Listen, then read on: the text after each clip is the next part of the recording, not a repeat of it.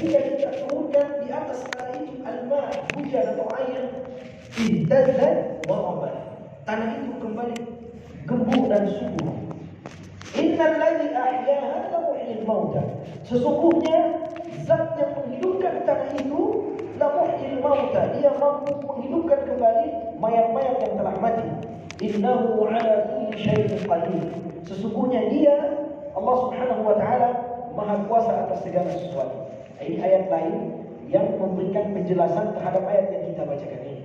Jadi wa ayatu lahum, di antara tanda-tanda kekuasaan Allah untuk mereka, untuk memberitahukan kepada mereka bahwa Allah mampu membangkitkan orang-orang yang telah Allah musnahkan, khususnya di hari kiamat nanti, yaitu seperti sebuah bumi, seperti sebuah tanah yang tandus yang kembali subur karena hujan yang diturunkan oleh Allah Subhanahu wa taala. Makanya kata para bisa menghidupkan tanah yang mati, maka sangat mudah bagi Allah Subhanahu wa taala untuk menghidupkan manusia yang telah mati. Karena penciptaan langit dan bumi itu lebih dahsyat daripada penciptaan manusia. Sebagaimana firman Allah Subhanahu wa taala, "La khalqus samawati wal ardi akbar min khalqin nas, walakinna aktsaran nas la ya'lamun." Kata Allah Subhanahu wa taala, sungguh penciptaan langit dan bumi itu lebih dahsyat daripada penciptaan manusia. Saking besarnya langit dan bumi itu, penciptaannya kata Allah itu lebih dahsyat daripada penciptaan manusia. Walakinna aktsaran nas la ya'lamun. Akan tetapi kebanyakan manusia itu tidak tahu atau tidak menyadari. Artinya apa? Ketika Allah mampu mengembalikan bumi yang tandus menjadi subur, mampu mengelola bumi yang tadinya tidak bisa dipakai atau digunakan lagi, tidak lagi memiliki manfaat, bisa dihidupkan oleh Allah Subhanahu wa taala dengan mudah, maka tentu menghidupkan mereka yang telah mati itu jauh lebih mudah bagi Allah Subhanahu wa taala, dan itu adalah tanda-tanda dari sekian banyaknya tanda-tanda kekuasaan Allah Subhanahu wa taala. Ini yang hendak Allah tegaskan di dalam ayat ini. Wa akhrajna minha habban faminhu ya'kulun, ini yang disebutkan setelahnya, bahwa dari tanah yang subur itu kemudian dikeluarkan biji-bijian, ini mewakili makanan apapun yang bisa dimakan dan kemudian menjadi bahan makanan bagi manusia. Kemudian dari tanah yang subur itu kita bisa menanam sampai menghasilkan perkebunan dan membuat persawahan yang semuanya untuk makanan bagi manusia.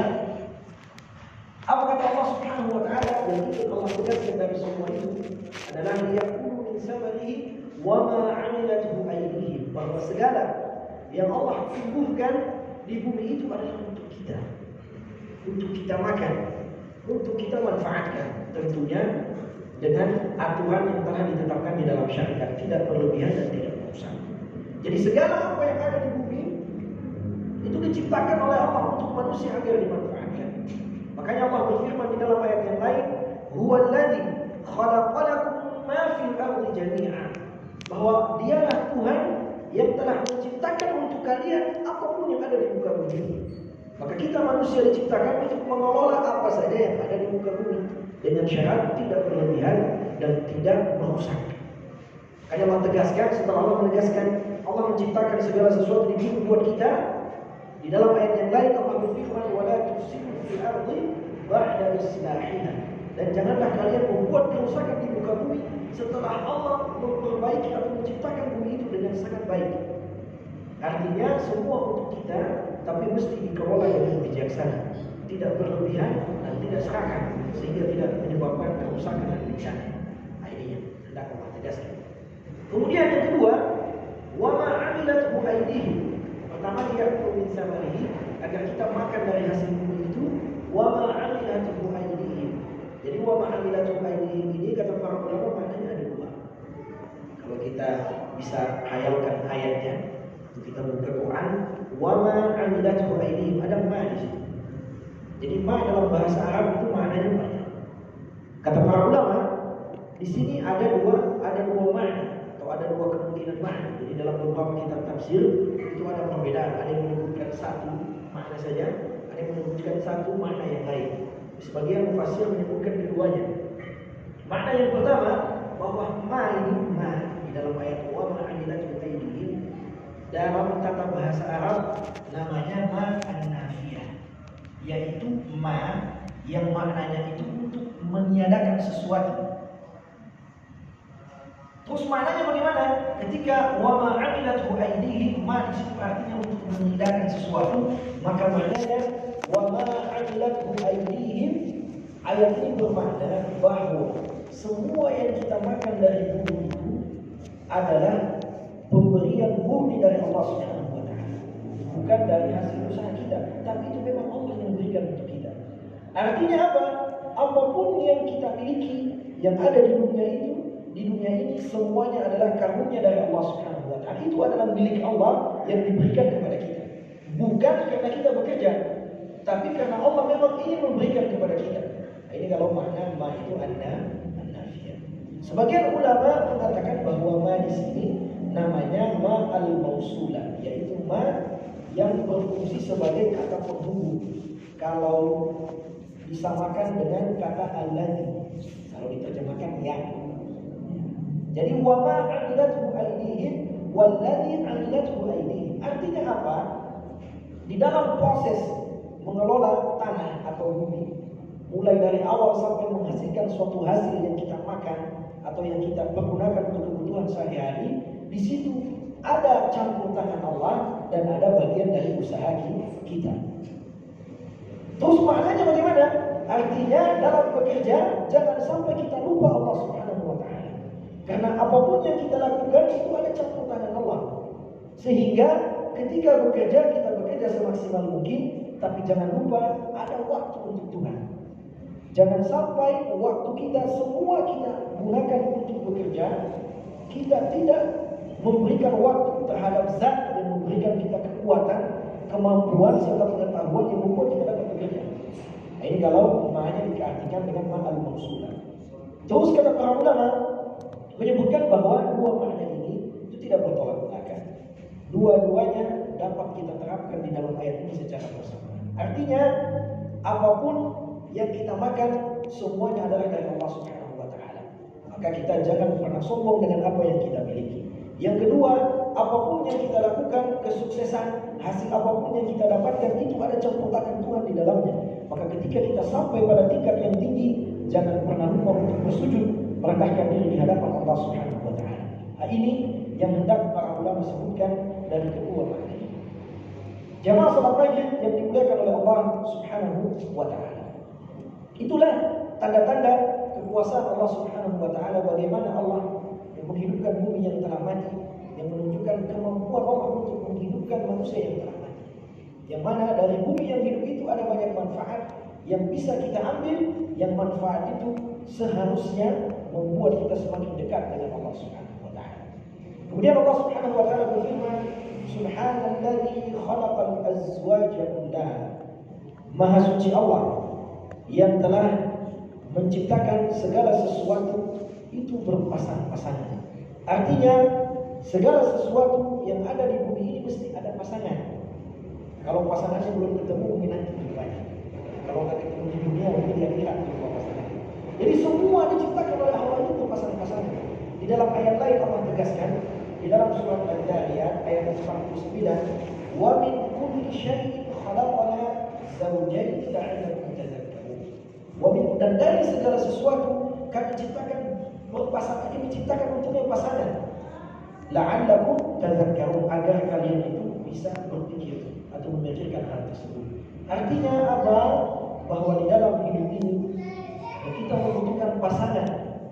Dalam artian umum kita membutuhkan teman untuk membantu kita di dalam melakukan aktivitas kita sehari-hari.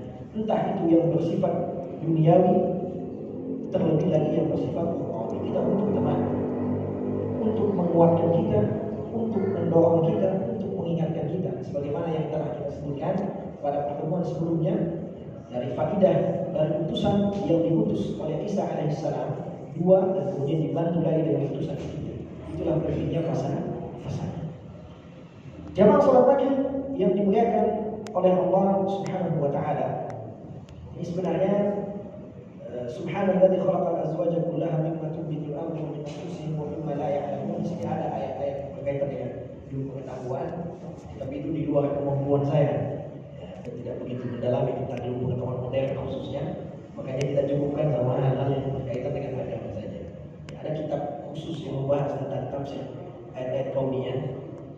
Cuman kami belum memiliki tafsirnya, cuma sempat baca itu di waktu yang sudah sangat lama. Jadi Khalaqakum mimma tunbitul ardh, apa yang ditumbuhkan di bumi, wa min anfusihim, dan dari diri kita sendiri, wa mimma la ya'lamun, dan dari apa-apa yang tidak kita ketahui. Ini ada tafsiran sendiri berkaitan dengan hal pertama.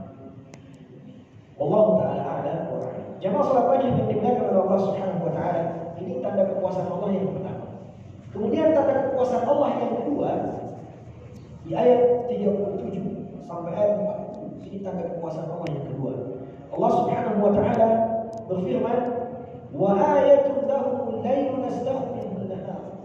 Dan tanda-tanda kekuasaan Allah yang lain itu adalah malam.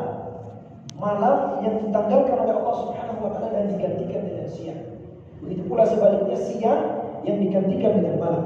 Yang apabila malam telah masuk, fa idahum muzlimun, orang-orang akan melihat kegelapan. Ini juga adalah tanda-tanda kekuasaan Allah.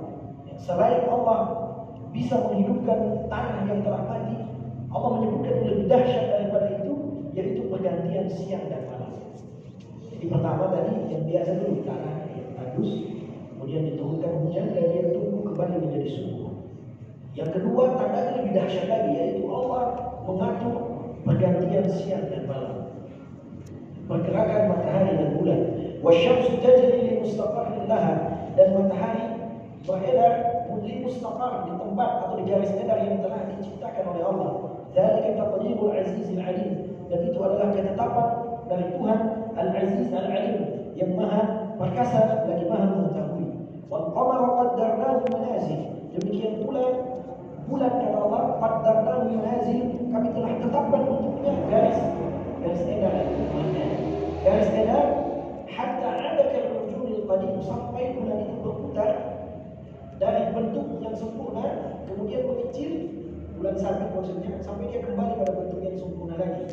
La syamsu yanbaghi laha an tudrika al-qamar, dan tidak mungkin matahari itu mendahului atau mendapati bulan. Wala laylu sabiqun nahar, dan tidak pula malam itu melambung siang. Wa kullun fi falakin yasbahun, dan semua yang ada di langit itu senantiasa bertasbih kepada Allah Subhanahu wa taala. Ini adalah tanda-tanda kekuasaan Allah yang kedua, yaitu Allah Subhanahu wa taala menjelaskan kepada kita bagaimana Allah Subhanahu wa taala mempergantikan siang dan malam. Bahwa pergantian siang dan malam itu adalah satu tanda dari tanda-tanda kekuasaan Allah Subhanahu wa taala. Bagaimana kita bisa melihat kekuasaan Allah? Dijelaskan oleh Allah, Allah menjadikan matahari pada tempatnya dan bulan pada tempatnya. Bayangkan jika masing-masing berjalan sesuai dengan keinginannya, tentu akan terjadi tabrakan. Dan ketika saling bertabrak satu sama lain, maka akan terjadi ledakan, maka akan terjadi kehancuran. Dan ketika hancur, maka hal tersebut tentu akan berpengaruh bagi kehidupan manusia. Makanya Allah sampaikan, Allah atur itu agar kehidupan kita juga ikut teratur dengan teraturnya siang dan malam. Kayak bayangkan kalau kita malam terus, nggak usah malam, hujan aja satu hari satu malam, kita udah setengah mati beraktivitas. Bagaimana jika seandainya Allah jadikan malam selama-lamanya? Kayak Allah berfirman di dalam ayat yang lain, "Qul ara'aytum in ja'ala Allahu 'alaykum al-laila sarmadan ila yaumil qiyamah." Kata Allah, coba kalian pikirkan bagaimana seandainya Allah Subhanahu wa taala menjadikan malam itu sampai hari kiamat. Artinya tak ada siang. Man ilahun ghairullahi ya'tikum bidhiya. Maka siapakah yang dapat mendatangkan cahaya? Apakah ada Tuhan yang dapat mendatangkan cahaya untuk kalian? Afala tubsirun, tidaklah kalian melihat, tidaklah kalian memperhatikan hal tersebut. Qul ara'aytum in ja'ala Allahu 'alaykum an-nahara sarmadan ila yaumil qiyamah. Kata Allah, bayangkan bagaimana pendapat kalian jika seandainya Allah menjadikan siang itu sampai hari kiamat, tak ada malam.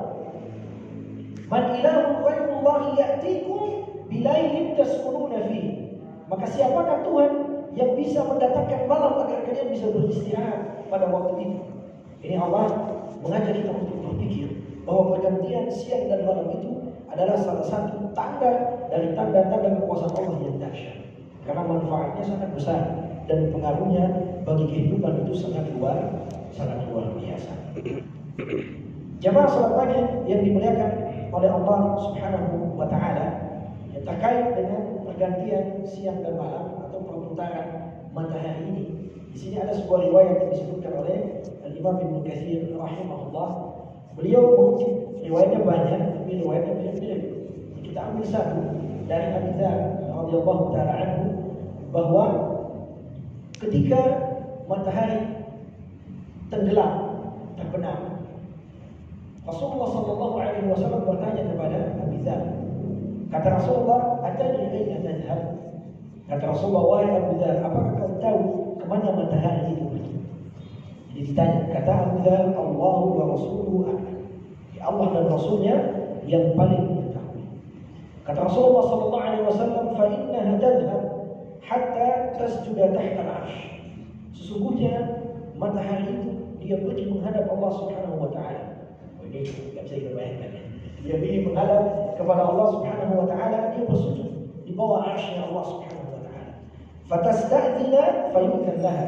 Dia meminta izin kepada Allah Subhanahu wa taala, maksudnya meminta izin agar tetap berputar pada tempatnya, fayu'dzan laha, dan Allah Subhanahu wa taala pun mengizinkannya. Wa yushiku an tasjuda fala yuqbal minha, dan hampir matahari itu bersujud dan ditolak oleh Allah Subhanahu wa taala.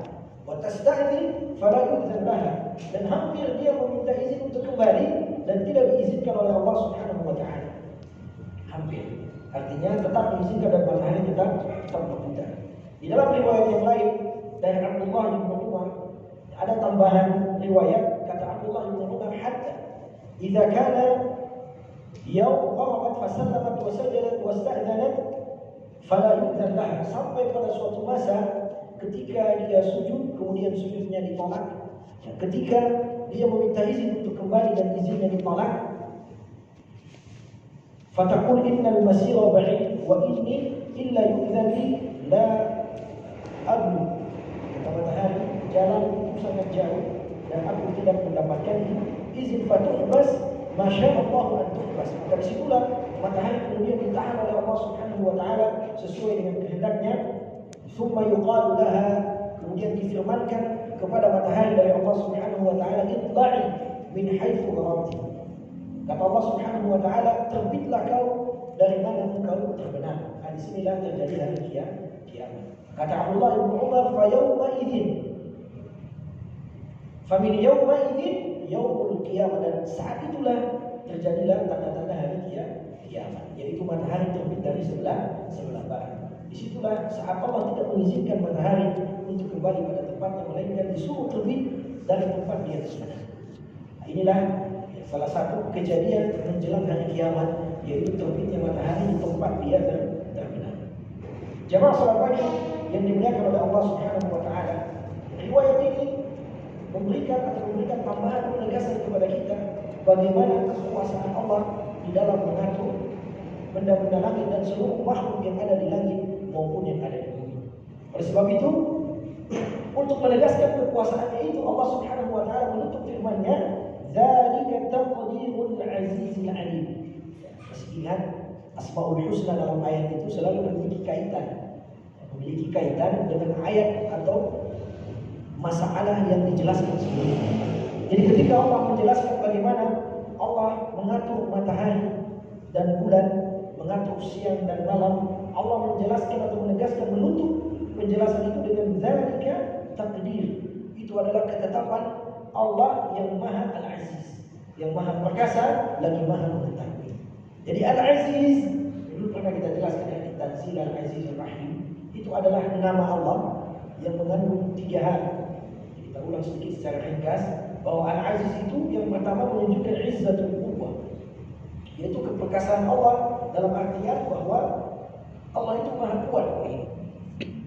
Artinya kuat bagaimana Allah bisa melakukan apa saja. Karena kuatnya Allah bisa melakukan sesuatu yang mungkin hal itu sangat besar di mata kita. Allah Subhanahu wa taala berfirman, "Innallaha huwar razzaqu dzul quwwatil matin." Sesungguhnya Allah dialah yang memberikan rezeki, tak ada yang lain. Dzul quwwatil matin, dan Allah itu memiliki kekuatan yang sangat dahsyat. Ini yang pertama. Yang kedua, Al-Aziz mengandung makna izzatul imtina', yang berarti bahwa Allah Subhanahu wa taala itu tidak butuh dengan sesuatu apapun.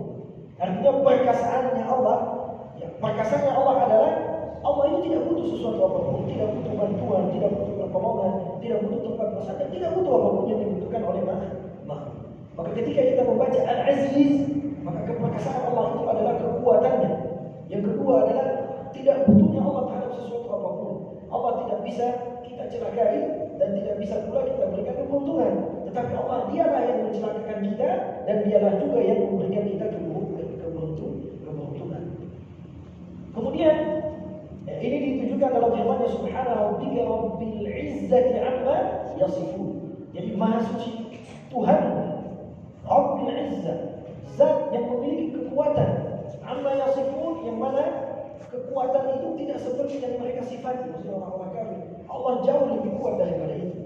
Kemudian Al-Aziz yang ketiga mengandung makna Izzatul Qahri wal Ghalabah, bahwa Allah itu perkasanya, Allah itu bisa melakukan apa saja terhadap kita sekalipun kita tidak menginginkan hal tersebut. Itu maksudnya Izzatul Qahri. Artinya Allah itu bisa mencabut kenikmatan dari kita kapan saja. Itulah keperkasaan Allah. Kalau makhluk kan tidak bisa. Ya. Bahkan seorang bos pun boleh jadi dia ingin misalkan menurunkan jabatan bawahannya, pas dia mau tanda tangan mati misalkan meninggal, dia jadi. Tapi kalau Tuhan gak ada yang bisa larang, itulah izzahnya Tuhan. Al-Aziznya Allah itu di situ. Artinya Allah itu bisa melakukan apa saja. Makanya dalam firman-Nya, "Qulillahumma malikal mulki tu'til mulka man tasha'." Allah itu bisa memberikan kekuasaan kepada siapa saja. Wa tanzi'ul mulka mimman tasha'. Dan Allah bisa mencabut kekuasaan itu dari siapa saja. Wa tu'izzu man tasha'. Allah bisa memuliakan siapa saja. Wa tudhillu man tasha'. Dan Allah bisa menghinakan siapa saja. Biyadikal khair. Dan di tangannya Allah itulah segala kebaikan. Tulijul laila fil nahar, ayat. Wa tulijul nahara fil lail, wa tukhrijul hayya minal mayyit, wa tukhrijul mayyita minal hayy, wa tarzuqu man tasha'u bighairi hisab. Jadi terserah Allah. Allah memberikan rezeki kepada siapa saja. Allah menghidup, Allah menangguhkan ajal seseorang. Allah, ada yang masih sehat tiba-tiba meninggal, ada yang sakit bertahun-tahun tiba-tiba sehat. Itulah yang dibilang dengan izzatul qahri wal ghalab. Itulah keperkasaan Allah Subhanahu wa taala. Maksudnya apa? Kemampuan Allah untuk menghidupkan orang-orang yang mati, menghidupkan bumi yang telah tandus, kemampuan Allah untuk mengatur segala apa yang ada di bumi, dan yang paling dahsyat adalah benda-benda langit. Itu semua adalah karena keperkasaan Allah Subhanahu wa taala. Artinya itu semua menunjukkan bahwa Allah itu sangat hebat. Tidak ada sesuatu apapun yang menyerupainya, tidak ada sesuatu apapun yang mendekati kehebatan Allah Subhanahu wa taala. Oleh sebab itu ketika kita membaca Al-Aziz, maka di situ hati kita harus tunduk kepada Allah Subhanahu wa taala. Ada ketakutan kita di hadapan Allah Subhanahu wa taala. Ya, ada kekerdilan kita merasakan bahwa kita ini kecil dan hina di hadapan Zat yang Maha Perkasa. Jadi setiap kita baca Quran, kita dapat kalimat Al-Aziz, maka renungan yang sangat pas untuk kita hadirkan di dalam hati kita adalah kekerdilan, kelemahan kita di hadapan Allah Subhanahu wa taala. Kemudian, dzalika taqdirul aziz al-alim. Kemudian selain Allah perkasa, Allah juga Maha mengetahui. Apa yang diketahui? Allah mengetahui segala apa yang terjadi di dunia ini. Semua Allah tahu. Allah mengetahui apa yang pas untuk kita dan apa yang tidak cocok untuk kita. Artinya semua yang diatur oleh Allah itu sudah sesuai dengan pengetahuan Allah, sehingga semuanya memiliki hikmah-hikmah yang terkadang hal tersebut tidak bisa kita pahami. Jadi apapun yang terjadi di dunia itu tidak luput dari pengetahuan Allah Subhanahu wa taala. Allah tegaskan di dalam firman-Nya, "Wa 'indahu mafatihul ghaib la ya'lamuha illa hu." Dan Allah itu memegang kunci hal-hal yang gaib. Artinya semua hal yang gaib itu diketahui oleh Allah Subhanahu wa taala. Kalau yang tidak gaib kan tidak bisa tahu. Tapi yang gaib itu kelebihan yang tidak dimiliki oleh manusia, yang hanya Allah yang mengetahui.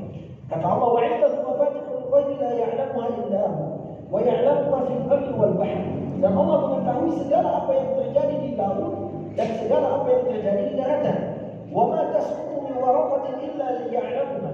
Dan tidak ada satu daun pun yang jatuh di bumi melainkan Allah itu tahu. "Wa la habatin fi dhulumatil ardh." Bahkan sebuah biji kecil yang jatuh di dalam gelapnya malam itu Allah tahu. Di ujung dunia manapun setiap ada satu tetes, entah itu butiran pasir atau debu yang jatuh dalam gelapnya malam, Allah itu tahu. Wala yabis illa fi kitabin mubin. Dan tidak ada sesuatu apapun yang kering dari basah yang berubah menjadi kering, maksudnya daun-daun yang layu itu semua ditahu oleh Allah Subhanahu wa taala dan semuanya telah ada di Lauhul Mahfuz. Ini maka segala bentuk aturan keadaan yang ada di langit dan di bumi itu telah diatur sedemikian rupa oleh Allah Subhanahu wa taala bahwa semua itu memiliki hikmah berdasarkan ilmu Allah Subhanahu wa taala. Makanya apapun yang terjadi kita dilarang untuk mencaci kondisi alam ataupun musim ataupun apa yang terjadi di hadapan kita. Kadang-kadang biasanya musim hujan ya, kita nggak sengaja ini bab akidah kita masuk di bab akidah sedikit. Kadang-kadang musim hujan pas mau keluar hujan muncul kalimat-kalimat yang seakan-akan kita menyalahkan hujan. Bukan hujan. Bahkan ini ada kata-kata yang kasar. Ini tidak diperbolehkan di dalam agama Islam karena perputaran langit dan bumi segala musim yang terjadi itu adalah bagian dari kekuasaan Allah. Semua terjadi dengan hikmah yang telah disiapkan oleh Allah berdasarkan ilmunya yang tidak ditentukan. Di dalam sebuah hadis qudsi Rasulullah sallallahu alaihi wasallam bersabda, Allah Subhanahu wa taala berfirman, kata Allah, "Yu'zini ibnu Adam." Kata Allah, anak Adam itu menyakiti aku. Maksudnya membuat Allah murka, membuat Allah tidak suka. Apa? Yasubbudah. Dan mereka itu menghina adalah itu masa. Artinya segala kejadian yang terjadi di dalam mereka katain yang menyalahkan dan lain sebagainya itu tidak diperbolehkan. Di dalam riwayat yang lain kata Allah Subhanahu wa taala, la tasubbudah fa innama ana dahr uqallibu al-laila wan nahar. Kata Allah Subhanahu wa taala, janganlah kalian mencaci maki suatu masa. Maksudnya masa di sini adalah kejadian yang terjadi di dalam masa tersebut. Entah itu misalkan angin kencang, hujan, kekeringan atau apapun, jangan kalian caci kata Allah. Fa innama ana dahr. Karena itu adalah bagian dariku. Maksudnya semua yang terjadi itu adalah karena keinginan Allah, aturan dari Allah Subhanahu wa taala. Uqallibul laila wan nahar, dan akulah zat yang mengatur siang dan malam. Nah, itu tidak boleh. Kata para ulama, ini adalah bagian dari dosa. Bagian dari dosa yang besar di saat kita menghina apa? Menghina masa atau apa-apa yang terjadi di dalamnya. Karena semua itu adalah taqdirul azizil alim, adalah ketetapan yang telah ditetapkan oleh Zat yang Maha Perkasa lagi Maha Mengetahui. Jamaah salat maghrib yang dimuliakan oleh Allah Subhanahu wa taala. Terakhir ini sebelum kita tutup ayatnya, wasyamsu tajri li mustaqarrin laha, sudah kita jelaskan tadi. Wasyamsu yanbaghi laha wa kullu fi falakin yasbah. Kata Allah Subhanahu wa taala, semua yang ada di langit dan di bumi itu senantiasa bertasbih kepada Allah Subhanahu wa taala. Bagaimana bentuk tasbihnya? Kita tidak tahu. Di dalam Al-Qur'an Allah Subhanahu wa taala berfirman dalam surah Al-Isra ayat 44, "Tusabbihu lahu as-samawati wal ardu wa man fihinna." Kata Allah telah atau senantiasa bertasbih memuji Tuhan apa-apa yang ada di langit, as-samawati sab'u, di langit dari langit 1 sampai langit 7 semuanya memuji Tuhan, entah dia hewan, malaikat atau apapun. Wal ardu, demikian pula dengan apa-apa yang ada di bumi, dari bumi lapis 1 sampai lapis 7 semuanya memuji kepada Allah Subhanahu wa taala. Wa man fihinna, dan semua yang hidup di atas bumi memuji kepada Allah Subhanahu wa taala, entah itu tumbuhan apapun, hewan apapun. Kata Allah Subhanahu wa taala, wa in min syai'in illa yusabbihu bihamdihi, dan tidak ada sesuatu apapun yang ada di dunia ini melainkan mereka senantiasa memuji bertasbih kepada Allah Subhanahu wa taala, walakin la tafqahuna tasbihah. Akan tetapi kalian, kata Allah, tidak memahami bagaimana mereka bertasbih. Innahu kana haliman ghafura. Sesungguhnya Allah itu Maha Penyantun lagi Maha Pengampun. Ini dalil yang menguatkan bahwa fi falakin yasbahu, bahwa segala apa yang ada di langit itu senantiasa beribadah, bertasbih kepada Allah Subhanahu wa taala. Bukan cuma di langit, tapi seluruh yang ada di dunia ini bertasbih kepada Allah Subhanahu wa taala. Maksudnya apa? Karena mereka bertasbih, kita juga bertasbih, maka segala bentuk ibadah yang kita lakukan kebaikan itu akan menghasilkan frekuensi yang sama. Kalau kita semuanya taat, maka kita akan menghasilkan energi positif. Begitu pula yang dihasilkan oleh tumbuhan dan apapun yang ada di bumi. Ketika energi positif itu berkumpul, maka disitulah hadirlah ketenangan, kedamaian. Dan ini dipertegas oleh Allah di dalam firman-Nya, walau anna ahlal qura amanu wattaqaw la fatahna 'alaihim barakatin minas samai wal ardh. Kalau penduduk suatu kaum mereka beriman, bertakwa, itu akan dibukakan pintu keberkahan. Kenapa pintu keberkahan terbuka? Karena kita satu frekuensi semuanya, yang tidak kacau. Bayangkan kalau banyak aura yang bercampur-campur dengan kacau nantinya. Kalau semuanya satu frekuensi, maka disitulah turun keberkahan dari Allah Subhanahu wa Ta'ala. Makanya di dalam tuntunan syariat kita itu kalau menebang pohon kita bismillah, apapun yang kita lakukan kita mulai dengan nama Allah Subhanahu wa Ta'ala. Karena mereka juga makhluk, mereka juga bertasbih kepada Allah Subhanahu wa Ta'ala. Sehingga tidak diperbolehkan bagi kita melakukan kerusakan entah itu pada tumbuhan, hewan ataupun pada bumi. Karena semua bertasbih kepada Allah Subhanahu wa Ta'ala. Ketika kita melakukan kerusakan, maka kita mengganggu tasbihnya mereka, dan disitulah terjadilah bencana. Makanya Muhammad fasadu fil barri wal bahri bima kasabat aydin nas liyudhiqahum ba'd alladhi 'amilu la'allahum yarji'un. Semua ada hubungannya. Jadi penjelasannya cukup panjang. Intinya, marilah kita banyak-banyak bertasbih, menyatukan frekuensi agar kita senantiasa menghasilkan energi positif dan kita senantiasa mendapatkan ketenangan, kedamaian, ketentraman dan kebahagiaan. Entah itu dari diri kita sendiri ataupun dari alam yang kita tinggal di dalamnya. Mudah-mudahan Allah Subhanahu wa Ta'ala senantiasa memberikan kebaikan kepada kita semua. Masih ada satu ayat kekuasaan lagi, kita lanjutkan pada pertemuan yang selanjutnya. Mudah-mudahan Allah memberikan kesehatan, memberikan istiqomah kita untuk tetap beribadah, menjalankan kebaikan-kebaikan yang telah kita ketahui, mengajarkannya kepada orang lain dan orang-orang yang ada di sekitar kita khususnya, dan terkhusus lagi kepada keluarga-keluarga kita. Amin ya rabbal alamin. Rabbana atina fid dunya hasanah wa fil akhirati hasanah wa qina adzabannar. Sallallahu wasallam ala nabiyyina Muhammadin wa ala alihi wa sahbihi wasallam. Walhamdulillahi rabbil alamin.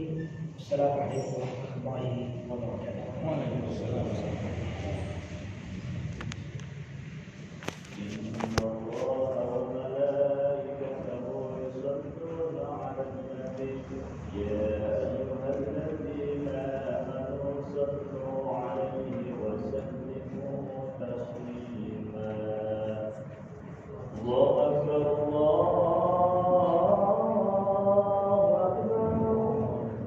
Allah